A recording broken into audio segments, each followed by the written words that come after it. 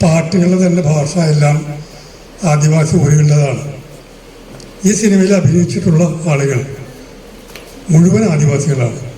അഭിനയിച്ചു എന്ന് പറയാനാവില്ല. ഈ സിനിമയിൽ ഓരോ കഥാപാത്രങ്ങളെയും ഏറ്റെടുത്ത് അവതരിപ്പിക്കുന്നത് അവരാണ്. ആ നിലയിൽ എല്ലാ നിലയ്ക്കും നമ്മുടെ വലിയൊരു പരിഗണന ആവശ്യമുള്ളൊരു സിനിമയാണ്. സിനിമയുടെ പ്രമേയമാവട്ടെ ആദിവാസികൾ എങ്ങനെയാണ് നിരന്തരം ചൂഷണം ചെയ്യപ്പെടുന്നത് എന്ന യാഥാർത്ഥ്യത്തിലേക്ക് ഒട്ടും സുരക്ഷിതമല്ലാത്ത ഇടങ്ങളിൽ പാർക്കേണ്ടി വരുന്ന ആദിവാസികളുടെ ജീവിതത്തെയാണ് ഈ സിനിമ ആവിഷ്കരിക്കുന്നത്. പ്രിയനന്ദനാണ് സിനിമയുടെ സംവിധായകൻ എന്നുള്ളത് നമുക്കൊക്കെ ഏറ്റവും സന്തോഷകരമായ സംഗതിയാണ്. സിനിമ നമ്മൾ കണ്ടു, മുമ്പ് കണ്ടവരുണ്ടാവും. ഈ സിനിമ കണ്ടതിനെ കുറിച്ച് കണ്ട നമ്മുടെ ഒരു അനുഭവം എന്താണ് എന്ന് പറയുന്നതായിരിക്കും നല്ലത്. അതിനോട് പ്രതികരിച്ച സിനിമയ്ക്ക് നമുക്ക് സിനിമയെക്കുറിച്ച് സംസാരിക്കാം. പിന്നെ മറ്റൊരു കാര്യം അശോക് ഭൂഷണാണ്. ഈ സിനിമയുടെ മനോഹരമായ ആ ഫോട്ടോഗ്രാഫി നമുക്കറിയാം. സിനിമയുടെ ഓരോ ഇഞ്ചും ഒരു വലിയ ദൃശ്യാനുഭവമാക്കി പിന്നെ തന്നത് നമ്മുടെ അശോക് ഭൂഷണാണ്. പ്രിയൻ്റെ മകനാണ്. നമ്മൾ കണ്ടതിനെ കുറിച്ചൊന്ന് പറഞ്ഞാൽ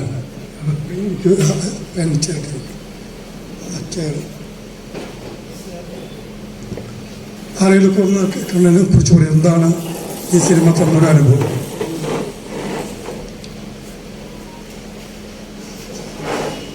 മയക്കണ കൊടുക്കാവുന്നുണ്ടോ?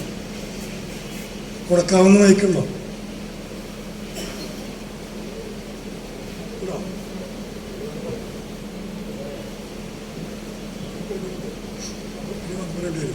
പെട്ടെന്നായിക്കോട്ടെ. നമ്മൾ കാലത്ത് പോലെ ഇരിക്കുന്നവരാണ് മിക്കവാറും എല്ലാവരും. എന്താണ് ഈ സിനിമ നമുക്ക് തന്നതെന്നുള്ളത് അത് പറഞ്ഞോളൂ. പോസിറ്റീവായിട്ട് പറയാവുന്നില്ല, എന്ത് വേണേൽ പറയാം.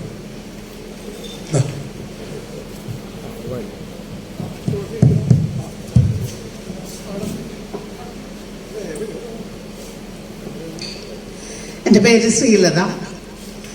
പട്ടികജാതി പട്ടികവർഗ വികസന കോർപ്പറേഷനിലെ മാനേജർ എന്ന നിലയ്ക്ക് കേരളത്തിൽ 7 ജില്ലകളിൽ ജോലി ചെയ്തതാണ്.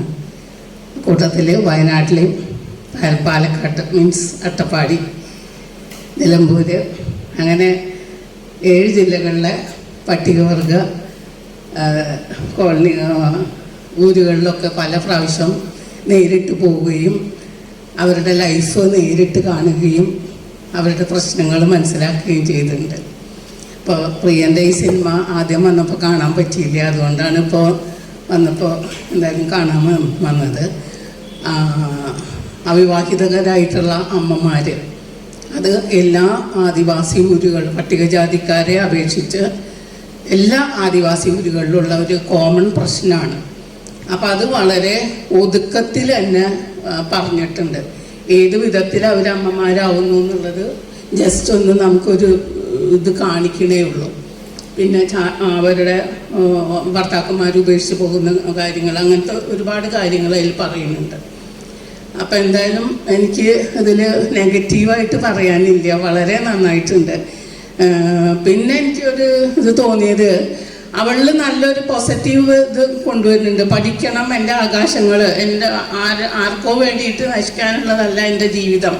ആ മറ്റേ കഥാപാത്രം ഉണ്ടല്ലോ, മുരുകി, നിശബ്ദയാണ്, അവളൊരു വാക്ക് പോലും പറയുന്നില്ല. വളരെ അർത്ഥഗർഭമായിട്ടുള്ള ഒരു മൗനമാണ് ആ കഥാപാത്രത്തിന് കൊടുത്തിട്ടുള്ളത്.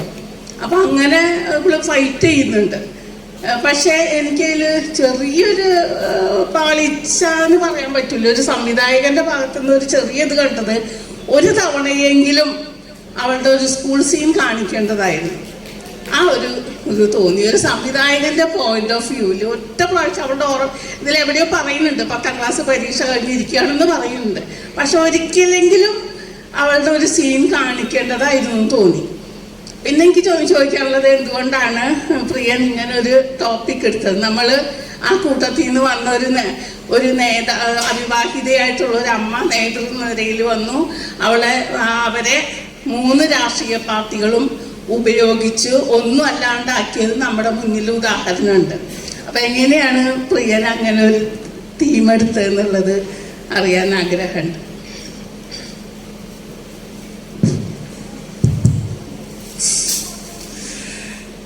അതിപ്പോൾ ഇത്രയും ഊരുകളിൽ ജോലി ചെയ്തിട്ട് ശ്രീലതയ്ക്ക് പറ്റാത്തൊരു കാര്യം ഞാൻ ചെയ്തത് മാത്രമല്ല. അല്ല, നമ്മളിപ്പോൾ എന്താ വെച്ചിട്ടുണ്ടെങ്കിൽ നമ്മൾ കേരളത്തിൽ ജീവിക്കുന്ന ആൾക്കാരാണ്, നമ്മൾ കാണാത്ത ജീവിതങ്ങളാണ്. നമ്മളൊരിക്കലും ഇങ്ങനെ പോയിട്ടോ അല്ലെങ്കിൽ കേരളത്തിലുള്ള ആണെന്നൊന്നും പറഞ്ഞാൽ ശരിക്കും വിശ്വസിക്കുന്നില്ല. അപ്പോൾ എനിക്ക് തോന്നിയത് എന്താ വെച്ചിട്ടുണ്ടെങ്കിൽ ഇത് ഞങ്ങളുടെ വിധിയാണ് അല്ലെങ്കിൽ ഞങ്ങളുടെ പ്രശ്നങ്ങളാണ് എന്ന് ഏതൊരു സ്ഥലത്തുള്ള ആളുകളാണ് കരുതുന്നത്. അപ്പോൾ ഒരു സിനിമയിൽ മാത്രമായിരിക്കും ചിലപ്പോൾ ഇങ്ങനെ ഒരു കുട്ടി പ്രതികരിച്ചിട്ടുണ്ടാവുള്ളൂ, അതിൽ വേറെ അവർക്ക് അങ്ങനെ ഇത് ചെയ്യാൻ പറ്റിയിട്ടുണ്ടാവില്ല. അപ്പോൾ നമ്മളുടെ ഒരു അങ്ങനത്തെ അല്ലാത്തൊരു ജീവിതത്തെ എന്തുകൊണ്ട് നമുക്ക് പുറത്തേക്ക് എത്തിച്ചുകൂടാന്നുള്ളതാണ്. പലരും അതൊരു നമ്മൾ പറയില്ലല്ലോ, അല്ലെങ്കിൽ അതുമായി ബന്ധപ്പെട്ടിട്ടുള്ള കാര്യങ്ങളോ അല്ലെങ്കിൽ അതുമായിട്ട് ബന്ധപ്പെട്ട് നമ്മൾ കേരളത്തിൽ മറച്ചു വയ്ക്കപ്പെടുന്ന കുറേ കാര്യങ്ങളാണ്. അപ്പം അതുകൊണ്ട് അത് പറയാം, അത് അവരെ കൊണ്ട് തന്നെ ചെയ്യിക്കാമെന്ന് തീരുമാനിച്ചതാണ്. പിന്നെ നമ്മൾ കരുതുന്ന പോലെയല്ലല്ലോ. ഇപ്പം ഇതിൽ അഭിനയിച്ചതായാലും ഞാൻ കണക്കാക്കണത് എത്രയുള്ളൂ, ഈ ലോകത്തിലെ എല്ലാ മനുഷ്യരും നമ്മൾ തള്ളിക്കളയുന്ന മനുഷ്യരുടെ ഉള്ളിൽ ആർട്ടുണ്ട് എന്നുള്ളൊരു ബോധ്യമാണ്. നമ്മൾ സത്യത്തിൽ ഇന്ന വകുപ്പിൽപ്പെട്ട ആൾക്കാരാണ് അല്ലെങ്കിൽ അട്ടപ്പാടിക്കാർ അങ്ങനെയാണല്ലോ പറയാം. നിങ്ങൾ എന്തൊരു അട്ടപ്പാടിയാണോ, ഞാൻ പലതവണ പറഞ്ഞാണത്, നിങ്ങൾ എന്തൊരു അട്ടപ്പാടിയാണോ അല്ലെങ്കിൽ നിങ്ങൾ അട്ടപ്പാടിയിലേക്ക് സ്ഥലം മാറ്റും എന്നൊക്കെ പറയുമ്പോൾ നമ്മൾ ഏതോ ഒരു മോശപ്പെട്ട ഒരു ഇടത്തിലേക്ക് ആളുകളെ തള്ളിക്കൊണ്ടുപോകുന്നതാണ്. അങ്ങനെ നമ്മൾ പൊതുബോധം കണക്കാക്കുന്നൊരു സ്ഥലത്ത് അല്ലെങ്കിൽ പൊതുബോധത്തിലുള്ള സിനിമകളിൽ ഇപ്പോൾ ട്രൈബൽസിൻ്റെ ഒരുപാട് സിനിമകൾ നമ്മൾ വന്നിട്ടുണ്ട്, പല ഡയറക്ടേഴ്സും ചെയ്തിട്ടുണ്ട്. പക്ഷെ അവരൊക്കെ ഒരു മെയിൻ സ്ട്രീമിലുള്ള ആളുകൾ മാത്രമാണ്. അപ്പോൾ അതിന് കാരണം നമ്മുടെ മുഖ്യധാരയിൽ അല്ലെങ്കിൽ നമ്മളോട് എപ്പോഴും പറയുന്ന ഒരു കാര്യത്തിലുള്ള സിനിമ വിൽക്കാനുള്ളത് മാത്രമാണ്. അപ്പോൾ അതുകൊണ്ട് നമ്മുടെ പൈസ മുതലാക്കാൻ വേണ്ടിയിട്ടുള്ള കാര്യങ്ങൾക്കുള്ള ഒരു വിൽപ്പന ചേർക്കാന്നുള്ളൊരു ബോധ്യത്തിൽ നിന്നാണ് ഈ ആർട്ടിസ്റ്റുകളെ അങ്ങനെ വരുന്നത്. അപ്പോൾ ഞാനത്രേ ആലോചിച്ചുള്ളൂ, നമുക്കങ്ങനെ നോക്കാം എങ്ങനെ. അത് ഇന്നലെ നാളെ ആളുകൾ അത് കണ്ടെടുക്കുമെന്ന് എനിക്ക് തോന്നുന്നു.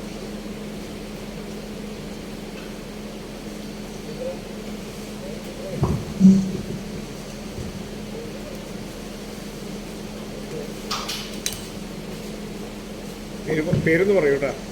എൻ്റെ പേര് ഉഷ. ഞാൻ റിട്ടയർഡ് ചിത്രകലാധ്യാപികയാണ്. എനിക്ക് ഒരൊറ്റ വാക്ക് പറയാനുള്ളൂ. ഞാൻ അവിടെയായിരുന്നു, അട്ടപ്പാടിയിലായിരുന്നു. ലൈറ്റ് ഇട്ടപ്പോഴാണ് ഞാൻ സാഹിത്യ അക്കാദമിയിൽ നിന്ന് എനിക്ക് തോന്നിയത്. ഞാൻ അട്ടപ്പാടിയിൽ പോയി വന്നൊരനുഭവം എനിക്കുണ്ടായി. ഞാൻ അവരുടെ കൂടെയായിരുന്നു, അത്ര എനിക്ക് പറയാം.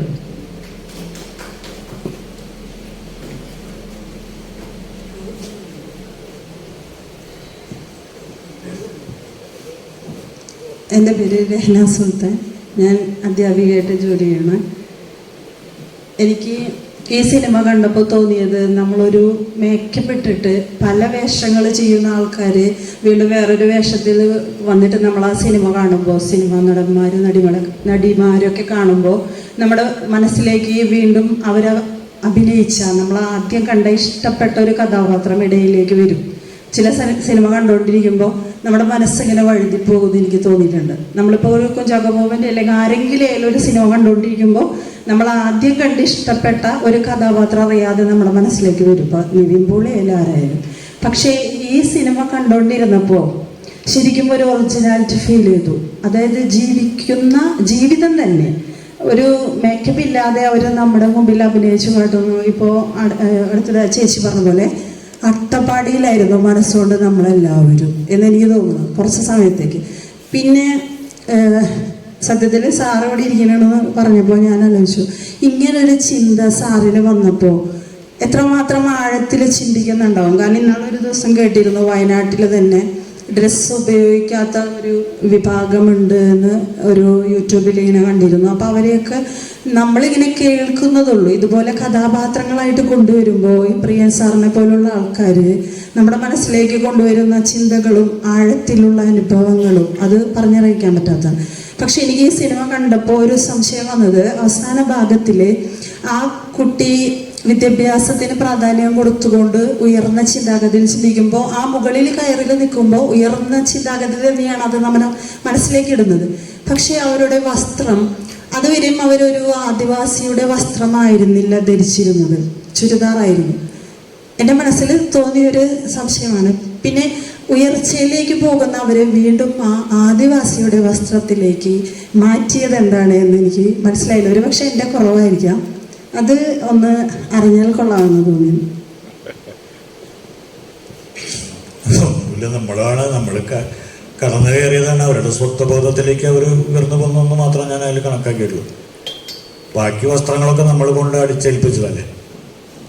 അപ്പോൾ അതുകൊണ്ട് അവരവർ തനതായിട്ട് നോട്ട് ചെയ്യുന്ന കാര്യത്തിലാണ്. നമ്മൾ ഏതൊക്കെ തരത്തിൽ പോയാലും അവരവരുടേതായിട്ടുള്ള സ്വത്വം കൈവിടേണ്ട കാര്യമൊന്നുമില്ല. ഓരോ മനുഷ്യരും നമ്മളിങ്ങനെ ഓരോ ഇതിലേക്ക് കയറി വന്നിട്ട് അവരുടെ സംസ്കാരത്തെ വിട്ട് കളയേണ്ടതെന്ന് മാത്രമേ ഉള്ളൂ. ഓരോ മനുഷ്യർക്ക് അവരുടെ സംസ്കാരമുണ്ട്. അപ്പോൾ ആ സംസ്കാരം ഉയർത്തിപ്പിടിച്ചിട്ട് കുട്ടി പറക്കണ്ടേന്നാണ് ആലോചിച്ചിട്ടുള്ളൂ. എന്തിനാ വേറെ ആളുകളുടെ വസ്ത്രം ഇട്ട് പോണത്? അത് നമ്മൾ തന്നു പോണതല്ലേ. എൻ്റെ പേര് നിസാനി സാറ്, കൊടുങ്ങല്ലൂരാണ്, വീട്ടമ്മയാണ്. ചെറിയ രീതിയിൽ എഴുതി വരുന്നത്. ഞാൻ ശരിക്കും പറഞ്ഞാൽ അത് അവരുടെ ആദിവാസികളോട് ചെറിയൊരു അസൂയ തോന്നി. കാരണം പ്രകൃതി സൗന്ദര്യം എത്രയും നമ്മളെക്കാളും എന്താ പറയുക അങ്ങേറ്റം ആസ്വദിച്ചിട്ട് ജീവിക്കാൻ കഴിയുന്ന ഒരു മനുഷ്യൻ തന്നെയാണ് അവരല്ലേ. ഞാൻ ആ കഥകളിലൂടെ സഞ്ചരിക്കുകയും ആ പ്രകൃതി സൗന്ദര്യത്തിലൂടെയും ജീവിക്കുകയായിരുന്നു ഈ 1.5 മണിക്കൂർ. അത്രക്കും അത് ആ പ്രകൃതി സൗന്ദര്യം ഒപ്പിയെടുത്ത ആൾക്കാരെ അഭിനന്ദിക്കാതിരിക്കാൻ വയ്യ എന്നാണ് പറയുക. അത്ര മനസ്സ് തുറന്നിട്ട് ഞാൻ പറയാം, അത്രക്കും ഞാൻ ജീവിക്കായിരുന്നു. എനിക്ക് അസൂയ തോന്നായിരുന്നു. അത്ര മനോഹരമായിട്ടുണ്ട്. പിന്നെ ആ കുട്ടിയുടെ പാപ്പ, ആ കുട്ടി ശരിക്കും അതിജീവനത്തിന് വേണ്ടി പോരാടുന്ന നല്ലൊരു പെൺകുട്ടിയായിട്ടാണ് തോന്നിയത്. കാരണം അവളുടെ ചുറ്റുപാടുള്ള സമൂഹത്തിൽ നടപാടുന്നതിനെതിരെ ജീവിതത്തിലേക്ക് ഉയർന്നു വരണമെന്നുള്ള നല്ലൊരു കാഴ്ചപ്പാടുള്ള കുട്ടിയായിട്ട് തോന്നി. അതേ രീതിയിൽ അവളെ സത്വബോധം വിടാതെ തന്നെ ഉയർന്നതായിട്ടുമാണ് ഞാൻ ആ ഫിലിമിൽ ദർശിച്ചിട്ടുള്ളത്. അതുപോലെ മറ്റേ കുട്ടി നമ്മൾ ആദിവാസികളെ ജീവിതത്തിനെ കുറിച്ച് വായിച്ച പോലെ പിങ്കി, അവള് ആ രീതിയിലും അവതരിപ്പിക്കാൻ ഒരാളെ കണ്ടെത്തി എന്നുള്ളത് ആ സിനിമന്റെ ഒരു വിജയമായിട്ട് തന്നെ കാണുന്നു. കാരണം ഈ ആദിവാസികളുടെ ഇടയിൽ നടപാടുന്ന ജീവിതശൈലിയെ ഒട്ടും എന്താ പറയാ അതിലൊട്ടൊരു ശൂന്യത വരുത്താതെ, അല്ലെങ്കിൽ ആ ജീവിതത്തിന് ഒരു കളങ്കം പോലും ഒരു പോറൽ പോലും ഏൽപ്പിക്കാതെ അത് അതേ രീതിയിൽ നമ്മുടെ മുമ്പിൽ പിങ്കി അവതരിപ്പിച്ചു എന്നുള്ളതും സിനിമയുടെ വിജയമായിട്ട് തന്നെ ഞാൻ കാണുന്നു. Thank you.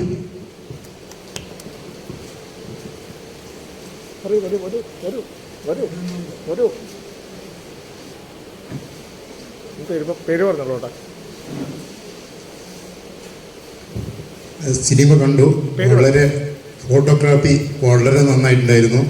പിന്നെ എനിക്ക് ആ ട്രാൻസ്ലേഷൻ ഒന്നും വായിക്കേണ്ട ആവശ്യമില്ലായിരുന്നു. തമിഴ്നാട്ടിൽ തന്നെ പഠിച്ചു വളർന്നുകൊണ്ട് ആ നാടൻ ഭാഷയാണ് അത് 80%. ബാക്കി ഒരു 20% തുളുക് കടന്നു എന്ന് തോന്നുന്നത് എനിക്ക്. ഞാനൊരു 30 വർഷം സൗദി അറേബ്യയിലായിരുന്നു. സിനിമ എന്ന് പറഞ്ഞ് ഒന്നും കാണാൻ പറ്റാത്ത നാട്ടിൽ നിന്ന് ഇപ്പോൾ വന്ന് ഒരു 3-4 വർഷമായി ഇപ്പോൾ ഇവിടെ തൃശ്ശൂരിൽ ഇതൊക്കെ ഇതുമാതിരിയുള്ള സിനിമകളൊക്കെ കണ്ടുകൊണ്ടിരിക്കുന്നത്. പക്ഷേ ഇതൊക്കെ തിയേറ്ററിൽ കാണാനേ പറ്റൂല. പ്രിയന്ത സാറ് സാമ്പത്തികമായിട്ട് ഉണ്ടാക്കാൻ വേണ്ടി എടുത്ത സിനിമയല്ലാന്ന് തോന്നുന്നത്.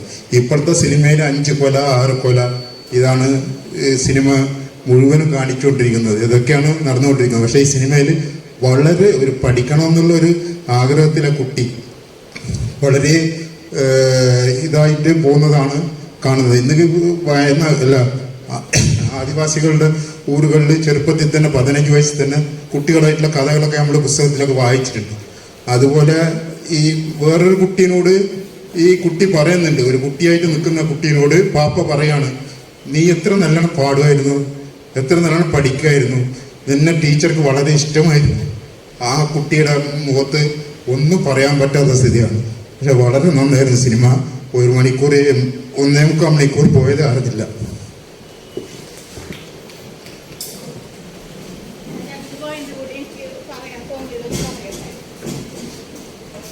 എനിക്ക് ആ ലാസ്റ്റ് സീൻ കണ്ടപ്പോൾ എനിക്ക് തോന്നിയത് ഇതാണ്. നമ്മുടെ സിനിമയുടെ തുടക്കത്തിൽ സീതയായിട്ട് ഒരു രംഗം ഉണ്ടായിരുന്നു. അതിൽ സീതയുടെ വേഷം കെട്ടിയിട്ടുള്ളത് പുരുഷനാണ്. അതിനെ തുടർന്നുള്ള ഒരു സംഭാഷണത്തിൽ പറയുന്നുണ്ട്, പെണ്ണുങ്ങൾ സീതയുടെ വേഷം കെട്ടാൻ പാടില്ല എന്ന്. കാരണം സീതേനെ വേറെ ആൾ അന്യപുരുഷൻ കട്ടുകൊണ്ടുപോയതല്ലേ, അതായിരിക്കണം. അപ്പൊ അതില് അവള് സ്വയം സീതയായിട്ട് സങ്കല്പിക്കുന്നതും അവള് ബോധമില്ലാണ്ടായിട്ട് വീഴുന്ന ഒരു രംഗമുണ്ട്. അതേ ഇതാണ്. ആ പൊട്ടിയ കണ്ണട മാറി നല്ല കണ്ണട വെക്കണം ലാസ്റ്റ് കണ്ണാടി. ആ കണ്ണാടിയിൽ നോക്കുമ്പോൾ അവളുടെ വേഷം അന്നത്തെ സീതയുടെയാണ്. അങ്ങനെ അവള് ഉയരുകയാണ്, ആകാശങ്ങളിലേക്ക് ഉയരുകയാണ്. അങ്ങനെയാണ് ആ സീതയുടെ വേഷത്തിൽ എനിക്ക് എൻ്റെ മനസ്സിൽ വന്നത് കേട്ടോ. അപ്പോൾ അവൾ പറയുന്നുണ്ടല്ലോ, അത് ആ സങ്കല്പങ്ങൾ മാറേണ്ട കാലമായി എന്ന് അവൾ അമ്മോട് പറയുന്നുണ്ട്. പെണ്ണുങ്ങൾ തന്നെ സീതയായിട്ട് അഭിനയിക്കണം എന്ന് പറയുന്ന ഒരു സീനുണ്ട് തുടക്കത്തിൽ. അപ്പോൾ അവൾ ആ സീതയുടെ വേഷം കെട്ടുന്നതും ആ പൊട്ടിയ കണ്ണാട മാറി നല്ല കണ്ണാടിയിൽ നോക്കുന്നതും അങ്ങനെ അവൾ ആ വേഷത്തിൽ പറക്കുകയാണ് അവളുടെ ആകാശങ്ങൾക്ക്. എന്തായാലും നെഗറ്റീവ് അല്ലാണ്ട് അവളെ തുറന്നു വിട്ടത് വളരെ നല്ല കാര്യം. പിന്നെ നിങ്ങൾ അസൂയപ്പെട്ടു എന്ന് പറഞ്ഞു. അതിൻ്റെ ഇടയിൽ നിങ്ങൾ ദയനീയമായിട്ടുള്ളൊരു സീൻ കണ്ടില്ല. ഒരാളെ, രോഗിയായിട്ടുള്ള ആളെ മഞ്ചലിൽ ചുമന്ന്, അതാണ് നമ്മുടെ ആദിവാസി യുവതികളിൽ വികസനം വന്നിട്ടുള്ള ഇപ്പോഴത്തെയും അവസ്ഥ. എന്തെങ്കിലും എമർജൻസി വന്നാൽ മണിക്കൂറുകളോളം അവർക്ക് മഞ്ചലിൽ പോണ്ടി വരുന്ന ഒരുപാട് സ്ഥലങ്ങൾ ഇപ്പോഴുണ്ട്. പ്രകൃതി ഭംഗി കാണാൻ മാത്രമേ പറ്റുള്ളൂ, ജീവിക്കാൻ പറ്റില്ല. ഓക്കെ, ഇത് ഓരോരുത്തരുടെ കാഴ്ചപ്പാടാണ് കേട്ടോ. ഒരു സംവിധായകനെ യാതൊരു ബന്ധമില്ല ഇതിൽ. കാരണം സിനിമ കണ്ടു കഴിഞ്ഞാൽ അത് ആളുകളുടെയാണ്. പിന്നെ അതിൽ ഓരോ വിഭാഗത്തിൽപ്പെട്ട ആൾക്കാരാണ്. അപ്പോൾ അവരെ സംബന്ധിച്ചിടത്തോളം അവർ പൊതുബോധത്തിലേക്ക് വന്ന് ജീവിക്കില്ല. അപ്പോൾ നമ്മൾ ഊരുകൾ ഇപ്പം ഇതിൽ നമ്മൾ ഉപയോഗിച്ചിട്ടുള്ള ഭാഷ ഇരുള ഭാഷയാണ്. അപ്പോൾ ഇരുള ഭാഷയ്ക്ക് നമ്മൾ പറയാനെന്താ വെച്ചിട്ടുണ്ടെങ്കിൽ അത് നാടോടി സംസ്കാരമായിട്ട് ബന്ധപ്പെട്ടിട്ടാണ്. അപ്പോൾ കർണാടകമായിട്ടോ തമിഴായിട്ടോ ഇതൊക്കെ ആയിട്ട് ബന്ധപ്പെട്ടിട്ടുള്ളതാണ്. അപ്പോൾ മുടുക ഇതിൽപ്പെട്ട ആളുകളുണ്ട്. അവർക്ക് ഭൂമി പതിച്ചു കൊടുക്കുന്ന പ്രശ്നമില്ല. ആൾക്കാർ ഭൂമി പതിച്ചു കൊടുക്കില്ല. അത് അവരുടെ ഉള്ളിൽ തന്നെ, കാടിൻ്റെ ഉള്ളിലാണ്. അപ്പോൾ ഈ കാടിൻ്റെ ഉള്ളിൽ ജീവിക്കുന്നു എന്നുള്ളത് നമ്മൾ വിചാരിക്കുന്ന ഒരു വികസനത്തെ അല്ല അവർ കാണുന്ന ഒരു വികസനം എന്ന് പറയുന്നത്. അവരൊരിക്കലും നമ്മളുടെ ഒരു ഇതിലേക്ക് വരില്ല. അപ്പോൾ ഇതിൽ മീനാക്ഷി എന്നെ ഒരു ഇൻ്റർവ്യൂസിൽ പറഞ്ഞു പോയിട്ടുണ്ട്, നമ്മളിവരുടെ ഒരാളുടെ കൾച്ചർ അവർക്ക് വീട് പണിത് കൊടുത്തു എന്ന് പറഞ്ഞാൽ നമുക്ക് വലിയ കാര്യമായിട്ടാണ് അവർ കണ്ടത്. അപ്പോൾ അവരൊരിക്കലും നമ്മളുടെ വീടിന് അകത്ത്, പച്ച മലയാളത്തിൽ പറഞ്ഞാൽ അവരില്ല, ഇവർക്ക് കക്കൂസ്, ഒരു വീടിൻ്റെ ഉള്ളിലെ കക്കൂസ് അവർ ഉപയോഗിക്കില്ല എന്നാണ്. അപ്പം നമ്മളൊരു വികസനം അവരുടെ നടപ്പാക്കുമ്പോൾ മിനിമം ഈ ഒരു കാര്യങ്ങൾ പഠിക്കണം. പൊതുബോധത്തിൽ നമ്മൾ പഠിക്കേണ്ട കാര്യം എന്താണ്? നമ്മൾ വലിയ കാര്യം പറയണം, ആദിവാസികൾക്ക് ഞങ്ങൾ വീട് വെച്ച് കൊടുത്തില്ലേ എന്നൊരു പ്രസ്താവന വരുമ്പോൾ അവിടെ ഒരു കക്കൂസിൻ്റെ ആവശ്യമുണ്ടെന്നും കൂടി അവർക്കത് ഉപയോഗശൂന്യം ആവശ്യമുള്ള ഒരു വസ്തുവാണോ എന്ന് പോലും നമ്മൾ പഠിക്കുന്നില്ല. അതുകൊണ്ട് നമ്മുടെ കൊട്ടി ആഘോഷിക്കപ്പെടുന്ന വികസന സങ്കല്പങ്ങളും അവരുടെ വികസന സങ്കല്പങ്ങളും വ്യത്യാസമാണ്. അപ്പം ആ സ്വത്വബോധത്തെ അറിഞ്ഞുകൊണ്ടുള്ള ഒരു വികസന രീതിയെ നമുക്ക് വേണ്ടു. അതുകൊണ്ട് മറ്റതൊരു ബുദ്ധിമുട്ടല്ല, അവരെ സംബന്ധിച്ചിടത്തോളം മല കയറി വന്ന് ഒരു ബുദ്ധിമുട്ടല്ല. അത് ഈ വർത്തമാനകാലത്തെ TV-ക്കാർക്കാണ് അത് പ്രശ്നം. ഇപ്പം നമ്മൾ കാരണം നമ്മളായിട്ട് ആലോചിക്കണം, വീടിൻ്റെ മുമ്പിലേക്ക് വണ്ടി വന്ന് കാര്യമില്ല. കാരണം അവിടെ വരെ നല്ല മികച്ച റോഡുണ്ടെങ്കിലും ഉള്ളിലേക്ക് പോകണം എന്നുള്ളതാണ്. ഇപ്പം നമ്മൾ ഈ ക്ലൈമാക്സ് ഒക്കെ ഷൂട്ട് ചെയ്യുന്ന ഒരു സ്ഥലത്തേക്ക് നമ്മൾ പോകുന്നുണ്ടെങ്കിൽ 1 മണിക്കൂർ നടക്കണം. അപ്പം അത് അവരുടെ സംസ്കാരമായിട്ട് അവർ അതിനുള്ളിൽ തന്നെ ജീവിച്ചു പോകുന്ന ഒരു ഭാഗമായിട്ടാണ്. അതിൽ നമുക്ക് സെൻറ്റിമെൻസിൻ്റെ ആവശ്യമുണ്ടോയെന്ന് എനിക്ക് തോന്നുന്നില്ല. അത്രയാണ് അവരുടെ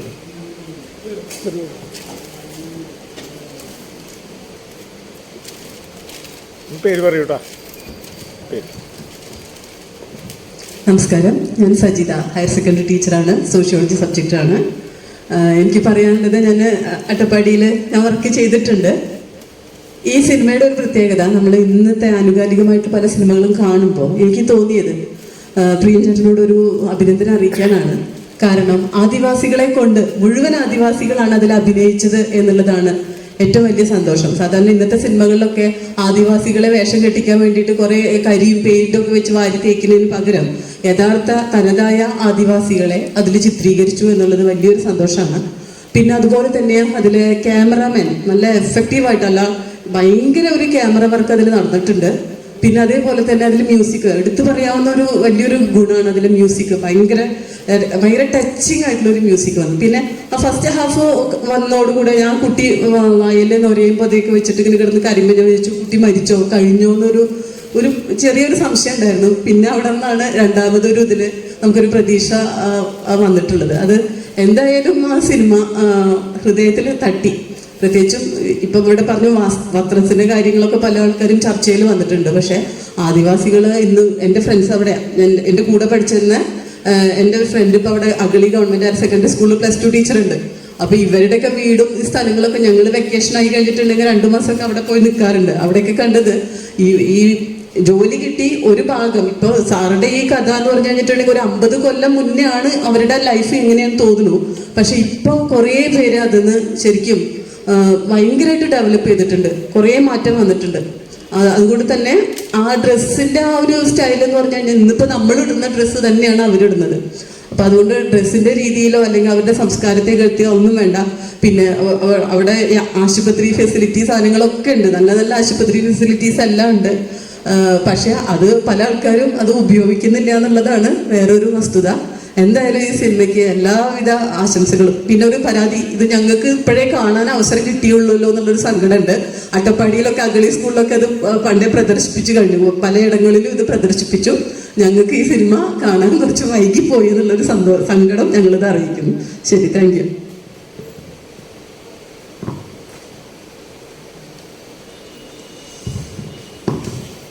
എല്ലാവർക്കും നമസ്കാരം. ഒരുപാട് കാലമായിട്ട് കാണാൻ ആഗ്രഹിച്ചത് ഇപ്പോഴാണ് കാണാനായിട്ട് ഭാഗ്യം ലഭിച്ചത്. പിന്നെ വളരെ നല്ലൊരു ക്രാഫ്റ്റായിട്ട് എനിക്ക് തോന്നി. പ്രത്യേകിച്ച് അവിടുത്തെ ആ തനത് അവതരണം, ഇപ്പോൾ നേരത്തെ പലരും സംസാരിച്ച പോലെ തന്നെ ചമയങ്ങളുടെയും കൂട്ടുകെട്ടില്ലാതെ തനി നാടൻ അവരുടേതായ ഒറിജിനൽ ശൈലിയിലെ അവരെ പകർത്തി വെച്ചു എന്നുള്ളതാണ്. അപ്പോൾ അത് നമുക്ക് വളരെയധികം മനസ്സിന് അല്ലെങ്കിൽ കാഴ്ചയ്ക്ക് അനുഭവത്തിന് ഒക്കെ നൽകുന്ന ഒരു കാഴ്ചയാണ് ഈ സിനിമ ഉണ്ടായത്.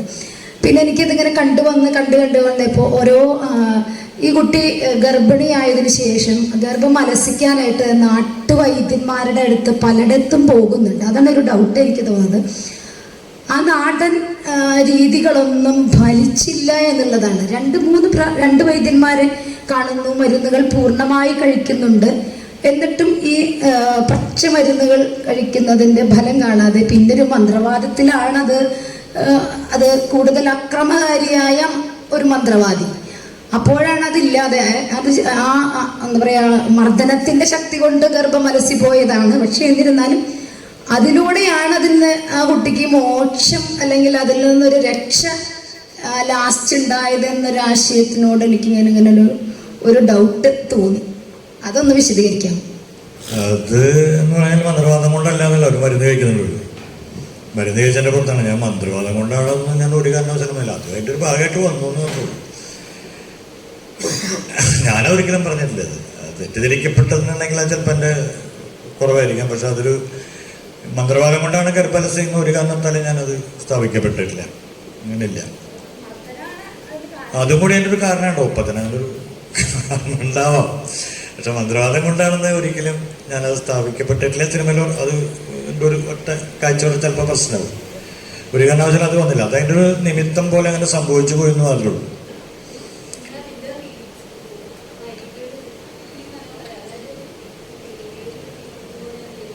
ആ കുട്ടി തന്നെയാണ് പാടിയിട്ടുള്ളത്, നായികയായിട്ടുള്ള കുട്ടി തന്നെയാണ് പാടിയത്, മീനാക്ഷിയാണ് പാടിയിട്ടുള്ളത്.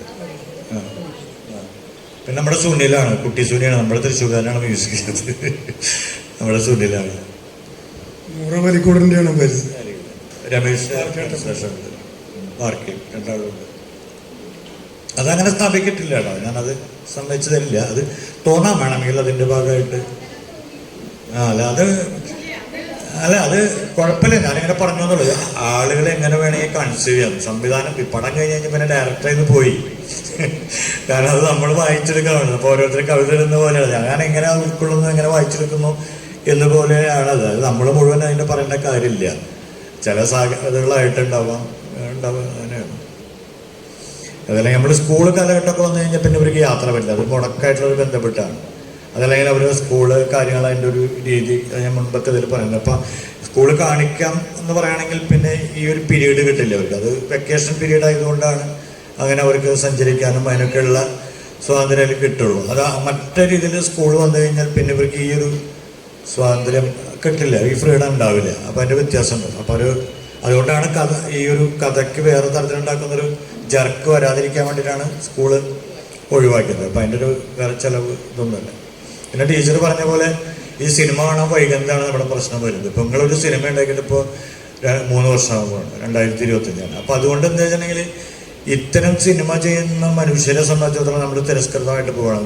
കാരണം സ്റ്റാറില്ല, ആളുകളില്ല, മറ്റുള്ളവർക്ക് വേണ്ട എന്ന് പറയുമ്പോൾ സത്യത്തിൽ തോൽക്കുന്നത് എന്നറിഞ്ഞുകൊണ്ടാണ് നമ്മൾ ഇത്തരം കാര്യങ്ങൾ ചെയ്യുന്നത്. അപ്പോൾ ഇത്തരം വരുന്ന ഒരു വർക്കുകളെ പൊതുസമൂഹം പൊതുയിടം തിരസ്കരിക്കപ്പെടുകയാണ്. എന്തിനാണ് നമ്മളാണ് പലപ്പോഴും വ്യാജമായിട്ട് പറയുകയാണ് ഇവിടെ നല്ലത് ഉണ്ടാവുന്നില്ലല്ലോ, നല്ല അറ്റംപ്റ്റ് നടക്കുന്നില്ലല്ലോ എന്ന് നമ്മൾ 90% ഈ സോഷ്യൽ മീഡിയ വഴി നമ്മൾ അടിച്ചു വിടും. പക്ഷെ നമ്മൾ 90% അടിച്ചുമതി പാരലൽ മൂവ്മെൻറ്റ് ആവശ്യമില്ല. ഒരു പഞ്ചായത്തിലൊരു ഷോ കളിച്ചു കഴിഞ്ഞാൽ ഇങ്ങനത്തെ 100 സിനിമ എനിക്ക് ഉണ്ടാക്കാൻ പറ്റും. ഒരു ഷോ ആകുന്ന അത്രേ ഉള്ളൂ. വലിയ ഭാരിച്ച പണിയല്ല എന്നാണ് ഇവിടുത്തെ അത്രയധികം സംഭവമുണ്ട്. ഒരു പഞ്ചായത്തിൽ 1000 ചില്ലാനം പഞ്ചായത്തുണ്ട്. അവിടെ ഒരു ഷോ നടന്നാൽ മതി ഈ പാരലൽ മൂവ്മെൻറ്റ് കാര്യം നടക്കുന്നതാണ്.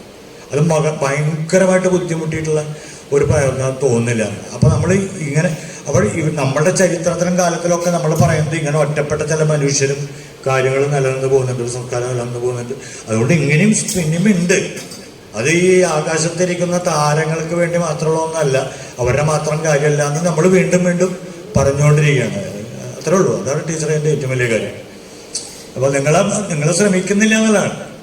നിങ്ങളുടെ സ്കൂളിൽ കുട്ടികളെ സിനിമ കണ്ടേന്ന് ഒന്ന് വിചാരിക്കുന്നില്ല എന്ന് മാത്രമേ ഉള്ളൂ. അപ്പോൾ സിനിമ ഇങ്ങനെ വരുന്ന ഒരുപാട് സിനിമകളുണ്ട്, കുറേ സിനിമകളുണ്ട് ഈ പാരലൽ മൂവ്മെൻറ്റിൽ. പക്ഷെ പൊതുസമൂഹം എന്താ പറയുകയാണെങ്കിൽ നമുക്ക് എവിടെയും സമ്മാനം കിട്ടിയതുകൊണ്ട് ഞങ്ങൾക്ക് കമ്മ്യൂണിക്കേറ്റ് ചെയ്യില്ല.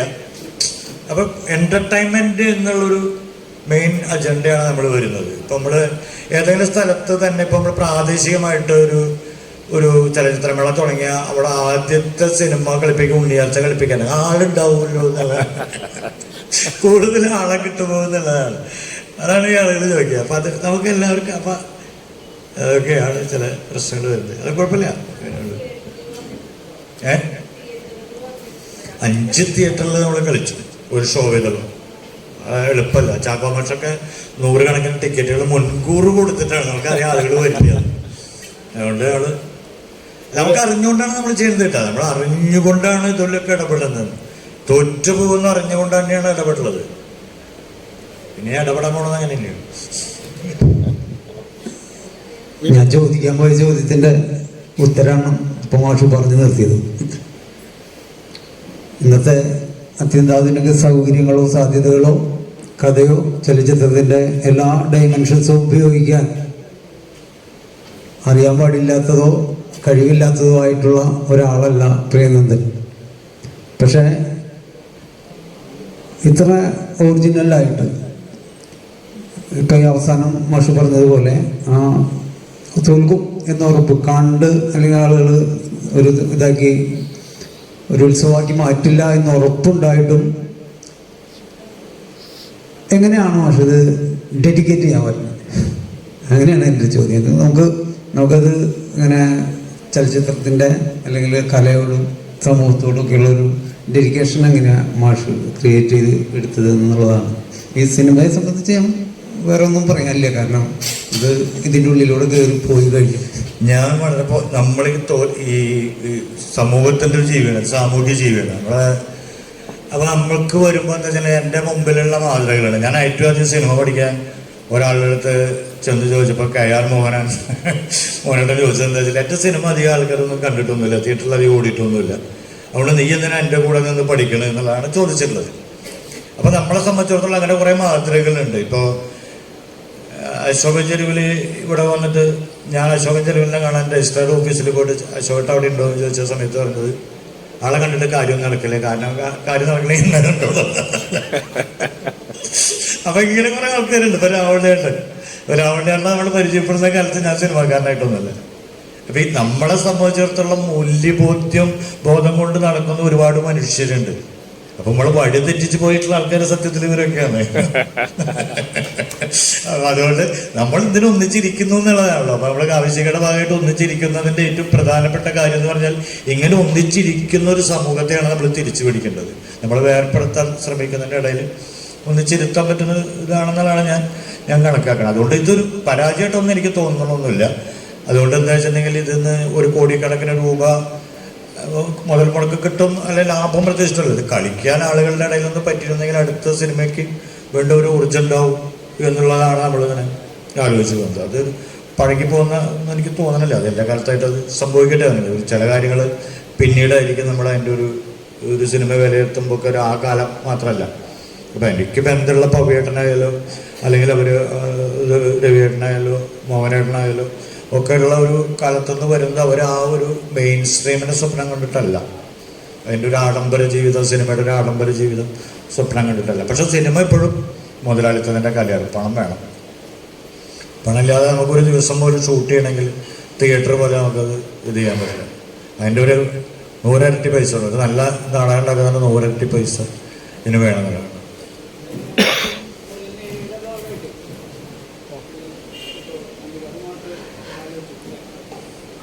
പറഞ്ഞോ കേൾക്കില്ല. അന്തിക്കാട് അതെ, ഇത് ഞാൻ വളരെ പറയുന്നത് ഇത്രേ ഉള്ളൂ. ഇതിന് ഒരു അങ്ങനെ ഒരു സംഭവിച്ച് വരട്ടെ എന്നതാണ്. ഇപ്പോൾ ഇതിൻ്റെ വനിതാ കമ്മീഷൻ ആളുകൾ അടക്കം വരുന്ന ടീച്ചേഴ്സൊക്കെ പറഞ്ഞത് ഇതാണ്. ഒരു ബേസ് ഒരു സ്ഥലത്തെ ആളുകൾക്ക് നമുക്കൊരു പൊതുയിടം സംഭവിച്ചാൽ ഇത്ര കാര്യങ്ങൾ സ്മൂത്തായിട്ട് പോകും എന്നുള്ളതാണ്. അപ്പോൾ ഒരു പാരലൽ മൂവ്മെൻറ്റ് നടക്കും. ശരിക്കും ഇത് തിയേറ്ററിലാണെങ്കിൽ ഇതിന് 99 ഇരട്ടി എഫക്റ്റാണ് തിയേറ്ററിലേക്ക് വേണ്ടി ഉണ്ടാക്കിയൊരു പടമായതുകൊണ്ട്. പക്ഷെ നമുക്കത് അത്ര എളുപ്പമല്ല. ഇപ്പോൾ നമ്മളൊരു തിയേറ്ററിൽ കൊണ്ട് കളിക്കുകയാണെങ്കിൽ അവർ 10,000 രൂപ 20,000 രൂപ നമുക്കാണ് വേറെ തരത്തിൽ ചിലവ് വരും. ഒന്നും അത്ര എളുപ്പമായിട്ടുള്ള കാര്യങ്ങളല്ല. ശരിക്കും നമ്മുടെ ആദിവാസി സെറ്റിൽമെന്റുകളിലൊക്കെ കാണിക്കേണ്ട ഒരു സിനിമയാണ്. അപ്പോൾ നമ്മുടെ ട്രൈബൽ ഡിപ്പാർട്ട്മെന്റൊക്കെ ആയിട്ട് ബന്ധപ്പെട്ടിട്ടുണ്ടോ എപ്പോഴെങ്കിലും? ശരിക്കും ഇതിപ്പോ ഞാൻ പറയുന്നത് വെച്ചിട്ടുണ്ടെങ്കിൽ വളയുണ്ടാക്കലും വെക്കലിൻ്റെ കൊടുത്ത് പണി പറ്റില്ല.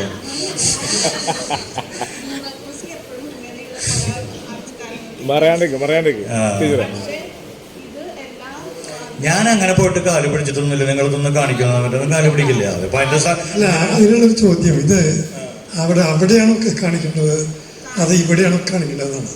സാധാരണ കേരളീയല്ലേ, കേരളീയ സമൂഹമല്ല ഈ സിനിമ കാണുന്നത്. ആദിവാസികളുടെ ജീവിതം അവർ ചതിയിൽപ്പെടുന്നത് പൊതുസമൂഹം, ആ പൊതുസമൂഹത്തിൽ നിന്ന് ചെല്ലുന്നവരുടെ പ്രശ്നം ഉണ്ടാകുന്നത്. അവയർനെസിന്റെ ആണോ അത് കയ്യൂക്കിന്റെ ആണോ?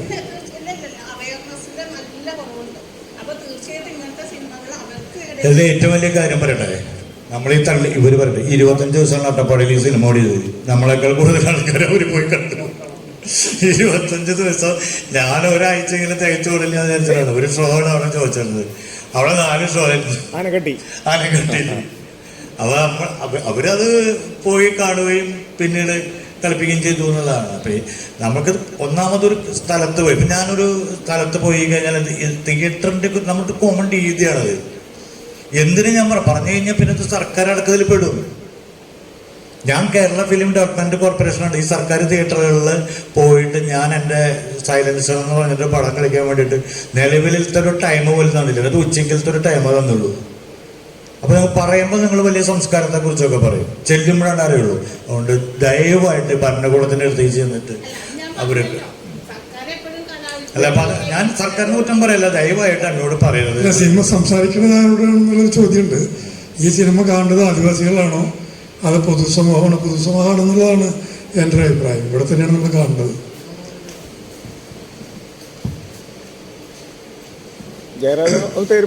ഹലോ, എൻ്റെ പേര് ജയരാജ്, ഞാൻ എൻ്റെ സുഹൃത്താണ്. ഈ 1.25 മണിക്കൂർ നേരം വലിയ മനോഹരമായ ഒരു ദൃശ്യാനുഭവമായിരുന്നു സിനിമ. ഞാൻ മുമ്പ് കാണാൻ കഴിഞ്ഞില്ല. ഇന്ന് കണ്ടതും അറിഞ്ഞിട്ടും വളരെ സന്തോഷത്തോടുകൂടിയാണ് വന്നത്. ശരിക്കും വേദനയോടുകൂടിയാണ് ഇത് കണ്ടത്. ഒരു കലാസൃഷ്ടി ഒരു പ്രേക്ഷകരിലേക്ക് എത്തിച്ച് അത് കാണുമ്പോൾ ആ കാഴ്ചക്കാരനിൽ മറ്റൊരു വികാരം ഉടലെടുക്കുകയാണെങ്കിൽ തീർച്ചയായിട്ടും ആ കലാസൃഷ്ടി വിജയിച്ചു എന്ന് തന്നെയാണ് കണക്കാക്കേണ്ടത്. ആ നിലയ്ക്ക് വലിയൊരു സന്ദേശമാണ് ഈ സിനിമയെ കൂടെ തന്നത്. മനോഹരമായ കാടിൻ്റെ രൂപങ്ങൾ, കാട്ടിലിപ്പോൾ എവിടെ ക്യാമറ വെച്ചാലും ഇത്തരം ദൃശ്യങ്ങളായിരിക്കാം, എങ്കിൽ പോലും സാഹചര്യങ്ങൾക്കനുസരിച്ച് ഇണക്കി ചേർത്ത ദൃശ്യങ്ങളാണ് അതിൻ്റെ മനോഹാരിത നമുക്ക് സമ്മാനിച്ചത്. പിന്നെ മറ്റൊരു കാര്യം ഞാൻ മനസ്സിലാക്കിയത്, ഇത് അട്ടപ്പാടിയിലെ ഒരു പർട്ടിക്കുലർ ഏരിയയിൽ വരുന്ന ഒരു ജനവിഭാഗത്തിൻ്റെ കഥയാണ്, ദുരന്ത കഥയാണ് പറഞ്ഞതെങ്കിലും ആധുനിക സമൂഹത്തിൽ, ആധുനിക കേരള സമൂഹത്തിൽ ഇതിൻ്റെ ധ്വനികൾ നമ്മൾ നിത്യേന കണ്ടുകൊണ്ടിരിക്കുന്നുണ്ട്. അല്ലെങ്കിൽ അതിൻ്റെ ലക്ഷണങ്ങൾ, പ്രത്യേകിച്ച് ഇപ്പോൾ സുപ്രീം കോടതിയിലെ വിധി കൂടിയും പ്രായപൂർത്തിയായ ആൺകുട്ടികൾക്കും പെൺകുട്ടികൾക്കും അവരുടെ പ്രണയ ലീലകളും മറ്റു ഇഷ്ടംപോലെ ആകാം എന്നും കൂടി നിയമം വന്നതിന് ശേഷം എല്ലാവരും സൂക്ഷിച്ചോളൂ, വളരെ അപകടകരമായ അവസ്ഥയിലേക്കാണ് ഇപ്പോൾ ഇവിടെ നടന്നുകൊണ്ടിരിക്കുന്നത്. നമുക്ക് മാതാപിതാക്കളൊത്ത് ഒരു പാർക്കിലും പോയിരിക്കാൻ പറ്റാത്ത അവസ്ഥയുണ്ട്. റോഡിലും ചുറ്റുപാട് തേക്കിങ്ങാട് മൈതാനിലൊന്നും ഇരിക്കാൻ പറ്റില്ല. ഈവൻ ഈ പാസ് ഉണ്ട്, മറ്റേ അണ്ടർ പാസിൽ പോലും നമുക്ക് നിത്യേന നമ്മൾ കാണുന്ന കാര്യങ്ങളാണ്. പിന്നെ ഞാൻ എൻ്റെ യാത്രയുടെ ഭാഗമായിട്ട് കേരളത്തിലെ പല ലോഡ്ജുകളിലൊക്കെ സന്ദർശിക്കാറുണ്ട്. 10 മണി കഴിഞ്ഞാൽ സ്കൂളിലേക്കോ പ്ലസ് ടുവിനോ വീട്ടിൽ നിന്ന് പറഞ്ഞയച്ച പെൺകുട്ടികളും ആൺകുട്ടികളും ഈ ലോഡ്ജിൽ ഫുള്ളാണ്. ഒരു ദിവസം 3-4 തവണയാണ് ഈ ലോഡ്ജ് വാടകയ്ക്ക് കൊടുക്കുന്നത്. ഇതൊരു പരമസത്യമാണ്. ഈ അട്ടപ്പാടി ഈ അച്ഛനില്ലാത്ത കുട്ടികളെ പോലെ ഇവിടെ ഉണ്ടാവുമ്പോൾ അച്ഛനില്ലാത്ത കുട്ടികൾ അതിപ്പോൾ പിള്ളേർക്ക് അത് പ്രശ്നമില്ല, അത് വേറെ വിഷയം. പക്ഷെ സമൂഹം വല്ലാത്ത മൂല്യച്യുതിയിരിക്കുകയാണ് പോയിക്കൊണ്ടിരിക്കുന്നത്. അപ്പോൾ പ്രിയൻ്റെ സിനിമ അട്ടപ്പാടി എന്ന് പറയുന്ന ഒരു ഇതിൽ മാത്രമല്ല, അത് ഈ സന്ദേശം ആധുനിക സമൂഹം ആയുള്ള കേരളത്തിന് പോലും വലിയൊരു ഇത് സൂചിപ്പിക്കുന്നുണ്ട്.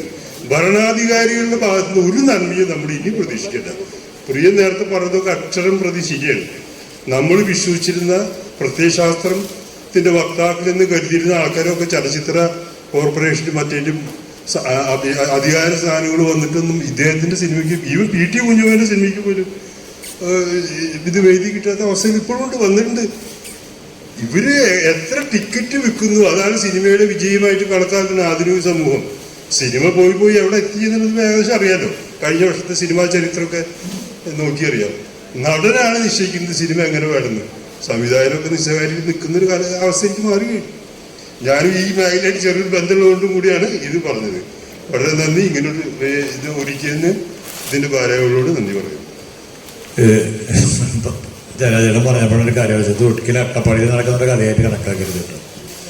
അത് അവിടെ ചിത്രീകരിച്ചതുകൊണ്ട് മാത്രം അത് അവിടുത്തെ അല്ല. ഇവൻ നമ്മൾ ഗോവയിലെ ഫിലിം ഫെസ്റ്റിവലിൽ ഈ സിനിമ അവതരിപ്പിക്കപ്പെട്ടപ്പോൾ, അല്ലെങ്കിൽ ജലജ പറഞ്ഞ പോലെ ഇത് മെയിൻ സ്ട്രീമിൽ സംഭവിക്കുന്നില്ല. അവരായതുകൊണ്ട് മാത്രം ഇത് പുറത്തെ ലോകമായതുകൊണ്ട് നമ്മൾ ആധുനിക ലോകമായതുകൊണ്ട് പുറത്തറിയുന്നില്ല.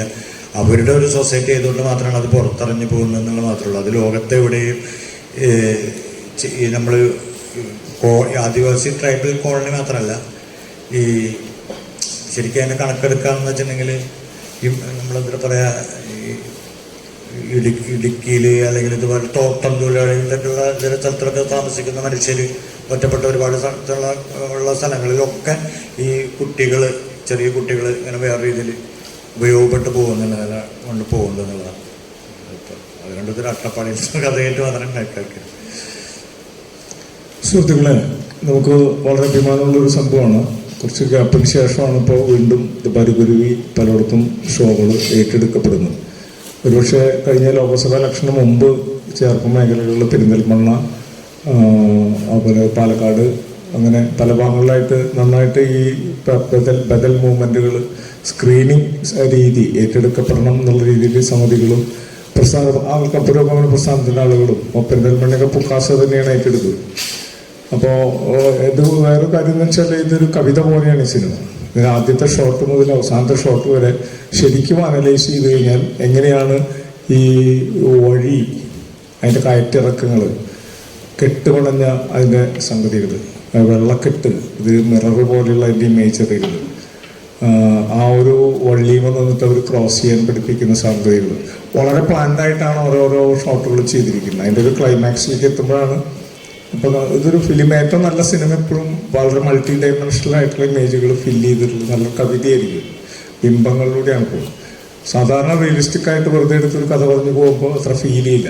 നമ്മൾ വീണ്ടും വീണ്ടും കാണുമ്പോഴാണ് ആ സ്റ്റാർട്ടിങ്ങിലെ ആ കുട്ടി നടന്നു പോകുന്ന വഴിയുടേത്. അവർ രണ്ടുപേരുള്ള പലപ്പോഴും കയറ്റങ്ങളിലാണ് അവരുടെ ഷോട്ടുകൾ വെച്ചിരിക്കുന്നത്. കയറി പോകുന്ന രീതികൾ അങ്ങനെ. അപ്പോൾ പിന്നെ വയലൻസ് ഭയങ്കരമായ കച്ചവട സിനിമയാണ്. ഇതിനകത്ത് ഒരു 10-20 വയലൻസ് സീൻ ഉണ്ടാവും, ഒരു ഫൈറ്റ് സീൻ ഉണ്ടാവും. അപ്പോൾ കുറച്ച് കമ്മിറ്റഡ് ആയിട്ടുള്ള ഒരാളെ സംബന്ധിച്ച് അങ്ങനെ ചെയ്യില്ല. കാരണം പല സിനിമകളും, പ്രിയൻ്റെ എല്ലാ സിനിമകളും കാണുന്നൊരു സോഷ്യൽ കമ്മിറ്റ്മെൻ്റ് ഉണ്ട് ഇതിനകത്ത്.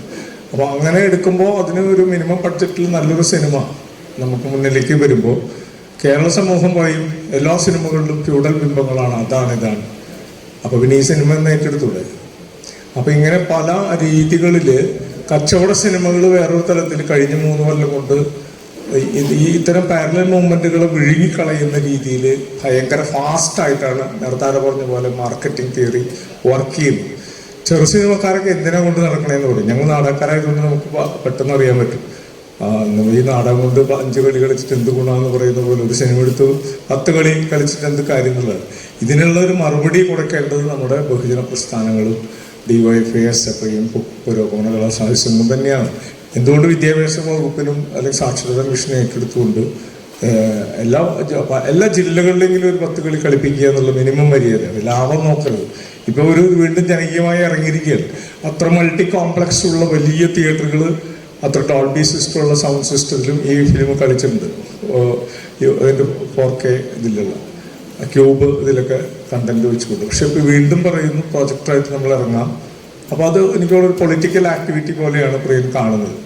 അതും ഏറ്റെടുക്കപ്പെടേണ്ടതുണ്ട് എന്നുള്ളതാണ്. അതാണ് പ്രധാനമായിട്ട് ആവശ്യപ്പെട്ടെന്ന് പ്രോജക്റ്റ് ഇങ്ങനെ രാവണി മാഷ് പറഞ്ഞ ശേഷം രാവണി മാഷ ഉള്ളിൽ നേരത്തെ ഉണ്ട്. ഞാനൊന്ന് ട്രിഗർ ചെയ്തെന്ന് മാത്രമേ ഉള്ളൂ. കളിപ്പിക്കണം എന്നുള്ളത് നേരത്തെ പറഞ്ഞത്. അപ്പോൾ അത് ഏറ്റെടുക്കപ്പെടുക എന്നുള്ളതാണ് നമ്മളിവിടെ എല്ലാവരോടും പറയുന്നത്. ഇനിയിപ്പോൾ അന്തിക്കാട് കർഷക സമരം എല്ലാവരും ചേർന്നിട്ട് കണ്ണൻ മാഷ് പറഞ്ഞ് അവിടെ ഷോ വയ്ക്കുന്നുണ്ട്. ഇവർ തന്നെ ഒരു സ്വന്തം പ്രോജക്റ്റായിട്ട് വരുന്നു, യാത്ര വരുന്നു, അതിന് എമൗണ്ട് വരുന്നു. അപ്പം അങ്ങനെ വരുമ്പോൾ നമുക്ക് തൃശ്ശൂർ ജില്ലയിൽ ഒരു നിശ്ചിത എമൗണ്ടിൽ കളിക്കാൻ പറ്റുന്നു, പ്ലസ് TA കൊടുത്താൽ മറ്റ് ജില്ലകളിൽ കളിക്കാൻ പറ്റുന്ന രീതിയാണ്. ഇനി കുറച്ചുകൂടി ബന്ധങ്ങളുള്ളവർക്ക് തിയേറ്റർ എടുത്ത് ചെയ്യാം, പ്രശ്നമൊന്നുമില്ല. അല്ലാതെ ഓരോരുത്തരുടെ ബന്ധങ്ങളനുസരിച്ചിരിക്കും. തിയേറ്ററുകാരായിട്ട് ഉടമകളായിട്ട് നല്ല ബന്ധമുണ്ടെങ്കിൽ 10,000 രൂപയ്ക്ക് തിയേറ്റർ തന്ന കേസുകളുണ്ട്. മാപ്രാണക്കാർ 14-15 പറഞ്ഞിട്ട് 10 രൂപ മേടിച്ചുള്ളൂ അല്ലേ പറയാ. അങ്ങനെ അത് അവർ സജീവൻ കല്ലട അവരുടെ ബന്ധങ്ങളാണ്. അപ്പം അങ്ങനെ തിയേറ്ററിൽ നമുക്ക് പാരലായിട്ട് മൂവ്മെന്റുകൾ മികച്ച ഇത് മാത്രമല്ല കുറേ ഫിലിമുകൾ ഇങ്ങനെ പുറന്തള്ളപ്പെട്ട് പോകുന്നുണ്ട്. തടവ് നമ്മൾ കണ്ടതാണ്. ബീന ടീച്ചറൊക്കെ നന്നായി ചെയ്തത്, ടീച്ചർമാരൊക്കെ കാണേണ്ട ഫിലിമാണ്. അപ്പം അങ്ങനെ കുറച്ച് ഒരു പണ്ട് 80കളിൽ ഉണ്ടായ ഒരു പാരലൽ മൂവ്മെന്റ് അല്ലേ ജോണൊക്കെ ഉണ്ടാക്കിയിട്ടുള്ളത്. വീണ്ടും വീണ്ടും നമ്മൾ അതിലേക്ക് തന്നെ വരേണ്ടി വരുന്നു. കച്ചവട സിനിമകൾ അതതിൻ്റെ വഴിക്ക് പൊക്കോളാം, അത് നിവർത്തിയൊന്നുമില്ല. നല്ലത് എന്ത് ചരിത്രത്തിൽ നിൽക്കുക എന്നുള്ളതാണ്. ഈ സിനിമയുടെ ഒരു കാര്യം പ്രിയം പലയിടത്തും പറയാറുണ്ട്. ചരിത്രത്തിൽ ആദ്യമായിട്ടാണ് മുഴുവൻ ഗോത്ര സമൂഹം അവരുടെ വിഷയം പറയുന്നത്. അവരുടെ തന്നെ മ്യൂസിക്കായിട്ട് ബന്ധപ്പെടുത്തിയുള്ള പ്രൊഡക്ഷൻസ് ഒക്കെ വരുന്നത് ചരിത്രത്തിൽ ആദ്യമാണ്. അല്ലെങ്കിൽ ഏതെങ്കിലും സെലിബ്രിറ്റി നടൻ ഉണ്ടാവും ഗോത്ര സമൂഹത്തിന്റെ രക്ഷകരായിട്ട്. അതൊക്കെ ഒഴിവാക്കിയിട്ട് ചെയ്യുന്നുള്ളൂ. വളരെ മഹത്തായ ഫിലിമായിട്ടാണ് എനിക്ക് തോന്നുന്നത്.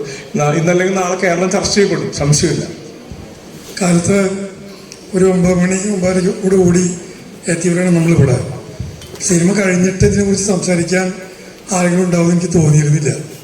അതുകൊണ്ട് നേരത്തെ സംസാരിക്കുന്നത് ഞാൻ പ്രിയോട് പറയുകയും ചെയ്തു.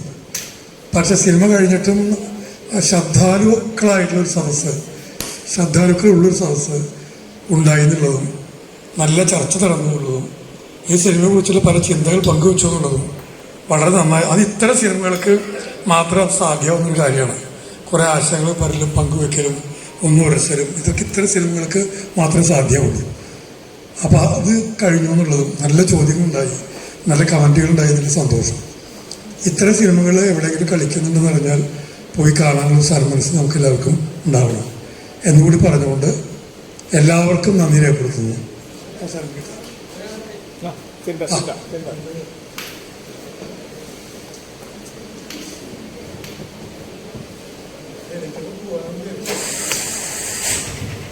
സിനിമയെക്കുറിച്ച് വളരെ ആധികാരികമായി സംസാരിക്കാനൊന്നും എനിക്കറിയില്ല. പക്ഷേ ആസ് എ ഡയറക്ടർ സാറിനോട് നന്ദി പറയേണ്ടതുണ്ട്. കാരണം ഇന്നിപ്പോൾ ഒരു സിനിമ കാണാൻ ചെന്നാൽ കുറ്റകൃത്യങ്ങളുടെ നീണ്ട നിരയാണ്. ഒരു പരിഹാരം ഇല്ലാത്ത പോലെ കുറ്റകൃത്യങ്ങൾ കാണിച്ചുകൊണ്ടിരിക്കുകയാണ്. തലമുറകൾ അതെങ്ങനെ, അതായത് കൊച്ചുകുട്ടികൾ പ്രത്യേകിച്ച് അതെങ്ങനെ എടുക്കും, അവരത് വളർച്ചയ്ക്കാണോ തളർച്ചയ്ക്കാണോ ഉതകുക എന്നൊരു ചിന്തയില്ലാത്ത വിധത്തിൽ കുറ്റകൃത്യങ്ങൾ കഥയായി ചിത്രീകരിച്ച് ഇപ്പം അതാണ് നടക്കുന്നത്. പരിഹാരമില്ല. അതായത് പഴയ നല്ല കഥകൾ, നർമ്മം ഇതൊക്കെ നഷ്ടപ്പെട്ട് ഇപ്പോഴത്തെ കാലം എങ്ങനെയാണ് ഈ പറഞ്ഞ മാതിരി പീഡനം, അതായത് ഇഷ്ടം പോലെ ജീവിക്കുക, ഇതൊക്കെ ഒരു ഇഷ്ടമുള്ളൊരു വിഷയമായിക്കൊണ്ടിരിക്കുന്നൊരു കാലത്ത് ഈ സിനിമ വേറിട്ട് നിൽക്കുന്നുണ്ട്. കുറേ പ്രകൃതിയെ കാണിക്കുന്നുണ്ട്. പ്രകൃതി എപ്പോഴും മനുഷ്യനെ കണക്ട് ചെയ്തിരിക്കുന്ന ഒരു അവിഭാജ്യ ഘടകം തന്നെയാണ്. നമ്മളത് തീർത്തും ഉപേക്ഷിച്ച് കാണിക്കുക എന്നുള്ളത് ഇപ്പോഴത്തെ ഒരു ട്രെൻഡാണ്. എന്തുകൊണ്ടാണ് അങ്ങനെ വരുന്നതെന്ന് അറിയില്ല. പ്രകൃതിയിൽ നിന്ന് വിട്ട് മനുഷ്യനൊരു നല്ല ജീവിതം ഉണ്ടെന്ന് എനിക്ക് തോന്നുന്നില്ല. ചിലവരുടെ അടുത്ത് പറയുമ്പോൾ ഇത് ക്ലീശയാണ്, പഴയൊരു ചിന്താഗതിയാണെന്ന് പറയും. ആ ഒരു രീതിയിൽ സാറിൻ്റെ ആ ഒരു പിക്ചറൈസേഷൻ, പിന്നെ ആദിവാസികളുടെ അവിടെ ഒരു തനിമ അത് സിനിമയിൽ വ്യക്തമായിട്ട് കാണിക്കുന്നുണ്ട്. പിന്നെ സിനിമയുടെ ക്ലൈമാക്സിൽ ആ കുട്ടി ആ പൊട്ടിയ കണ്ണാടി മാറ്റിയിട്ട് പുതിയ കണ്ണാടി വെച്ച് ആ പൊട്ട് തൊടുമ്പോൾ എൻ്റെ ഉള്ളിലെ പ്രാർത്ഥന, അവളൊരു 15 വയസ്സുകാരിയാണ്. ഇനിയും അവൾ ഉദ്ദേശിച്ചൊരു ലെവലിലേക്ക് എത്തണമെങ്കിൽ സമയം ഇനിയുമുണ്ട്. അപ്പോൾ ആ ഒരു കാലഘട്ടത്തിനിടയ്ക്ക് ആ കുട്ടിക്ക് ഇനിയും ഒരു ദുരന്തം വരല്ലേ. കാരണം ഇവരുടെ ഈ ഒരു സാഹചര്യം എങ്ങനെയാണ്, അപ്പോൾ ആ ഒരു വരല്ലേന്നൊരു പ്രാർത്ഥന ആ ക്ലൈമാക്സ് കണ്ടപ്പോൾ എനിക്ക് തോന്നി. പിന്നെ മന്ത്രവാദം കൊണ്ട് ഇപ്പോൾ റീബി ടീച്ചർ പറഞ്ഞ ഒരു ഇത്, കാരണം ആ കുട്ടി അതിന് മുന്നേ പലയിടത്തേക്ക് ഓടുന്നുണ്ട്. ഒരു മാനസികമായിട്ട് അനുഭവിക്കേണ്ട ഒരു സ്വസ്ഥതയല്ല കുട്ടിക്ക് കിട്ടുന്നത്. ഫിസിക്കലി ആൻഡ് മെൻ്റലി വല്ലാതെ എന്താ പറയുക, വല്ലാത്തൊരു അവസ്ഥയാണ് കുട്ടി കടന്നു പോകുന്നത്. അപ്പോൾ തീർച്ചയായും അതിലൊരു അബോർഷൻ, സാധാരണയായിട്ട് ഒരു അബോർഷൻ കാണുമ്പോൾ സന്തോഷിക്കേണ്ടതില്ല, ഒരു ജീവൻ നശിച്ചു പോകുമ്പോൾ സന്തോഷിക്കാൻ തോന്നാറില്ല. പക്ഷെ ഞാൻ ആ സമയത്ത് ആശ്വസിക്കുക ചെയ്തത്. കാരണം എന്താണെന്നുണ്ടെങ്കിൽ ആ കുട്ടി ഇനി അതിൻ്റെ ലക്ഷ്യത്തിലേക്ക് എത്തട്ടെ, കാരണം അവരൊരു സാഹചര്യങ്ങൾ അങ്ങനെയാണ്. പിന്നെ നേരത്തെ പറഞ്ഞ പോലെ ഒരു തോന്നലുണ്ടായത് ആ കുട്ടിയുടെ വിദ്യാഭ്യാസത്തിൻ്റെ ഒരു നേരിയ ഭാഗം കാണാമെന്ന് സാറിന് എക്സ്പ്ലനേഷൻ തന്നിട്ടുണ്ട്. പിന്നെ അതുപോലെ തന്നെ വൈദ്യനെ ചോദ്യം ചെയ്യാൻ അവൾ കാണിക്കുന്നൊരു ധൈര്യമുണ്ട്. 2 തവണ കൂട്ടുകാരി നീങ്ങി പോകുമ്പോഴും അവൾ വന്ന് ചോദിക്കുന്നുണ്ട്. ആ സമയത്ത് കാണിക്കുന്ന ആ ധൈര്യം, സ്വന്തം അമ്മയുടെ പിന്നാലെ ഒരുത്തൻ കയറി പോകുമ്പോൾ ഒരു തവണ ഒരു ആക്രോശിക്കാൻ സാധിക്കാതെ അവൾ പോയി കരയുന്നുണ്ട്. അപ്പം എനിക്ക് ഒരു കാഴ്ചക്കാരി എന്ന നിലയിൽ അതിനോട് വിയോജിപ്പാണ് തോന്നിയത്. കാരണം എന്ന് വെച്ചാൽ പലതും ചെയ്യാൻ ആ കുട്ടിക്ക് സാധിക്കുമായിരിക്കില്ല, എന്നിരുന്നാലും ഒരൊച്ചപ്പാടിനും കഴിയാത്ത വിധത്തിൽ ആ കുട്ടി തളർന്നു പോകുന്ന ഒരു സീനാണ് അവിടെ കാണുന്നത്. അപ്പം അതിനോടൊരു വിയോജിപ്പ് തോന്നി. എങ്കിലും ആസ് എ വ്യൂവർ സാറിന് പ്രത്യേകമായ അഭിനന്ദനങ്ങൾ. കാരണം ഞാനൊക്കെ തിയേറ്ററിൽ പോയിരുന്ന മനസ്സറിഞ്ഞ് സന്തോഷിക്കാൻ, അല്ലെങ്കിൽ നല്ലൊരു സീൻ കാണാൻ സാധിക്കാതെ പല സിനിമകളിലും, എല്ലാം അല്ല, പല സിനിമകളിലും അങ്ങനെയാണ്. നമ്മളിങ്ങനെ മനസ്സ് മുറുക്കി പിടിച്ചിരിക്കേണ്ട ഒരു അവസ്ഥയാണ് സിനിമകളിൽ. ക്രൈമിന് എന്തോ വളരെയധികം ഇമ്പോർട്ടൻസ് കൊടുക്കുന്ന ഒരു സാഹചര്യമാണ്. അങ്ങനെയുള്ളൊരു സമയത്ത് കൊമേഴ്ഷ്യലായിട്ടുള്ള ഒരു ഉദ്ദേശം ഇല്ലാതെ സാറ് ഇത്തരത്തിലൊരു സിനിമയ്ക്ക് വേണ്ടി ഡെഡിക്കേറ്റഡ് ആവുന്നത് തികച്ചും അപ്രീസിയേഷൻ ഉണ്ട്. അത്രയേ ഉള്ളൂ സാർ. Thank you.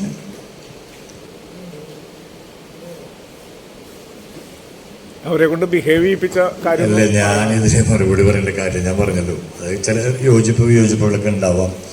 പിന്നെ ഏതൊരു കലാസൃഷ്ടിയെ സംബന്ധിച്ചിടത്തോളം നമ്മളത് കണ്ടു കഴിഞ്ഞ് വീണ്ടും പരിശോധിക്കുമ്പോൾ 100 കൂട്ടം കാര്യങ്ങൾ ഇനിയും പരിഹരിക്കപ്പെടാനുണ്ട് എന്നുള്ളത് എനിക്ക് നന്നായിട്ട് ബോധ്യമുണ്ട്. ഒരുപാട് ആ അപൂർണതയൊക്കെ തന്നെയാണ്. നമ്മൾക്കത് ഇത് 100% പെർഫെക്റ്റ് ആണെന്നോ 100% തീർന്നു എന്ന് ഞാൻ കണക്കാക്കുന്നില്ല. പക്ഷേ ഇത്തരം ചർച്ചകൾ വരുമ്പോൾ നമ്മളെ സംബന്ധിച്ചിടത്തോളം അടുത്ത വർക്കിലേക്ക് ഇത്തരം കാര്യങ്ങൾ പരിഹരിക്കപ്പെടാനുള്ള ഒരു ശ്രദ്ധ കൂടെ ഉണ്ടാവുന്നതാണ്. കാവ്യശിഖയ്ക്ക് ഒരിക്കൽ കൂടി നന്ദി പറയും.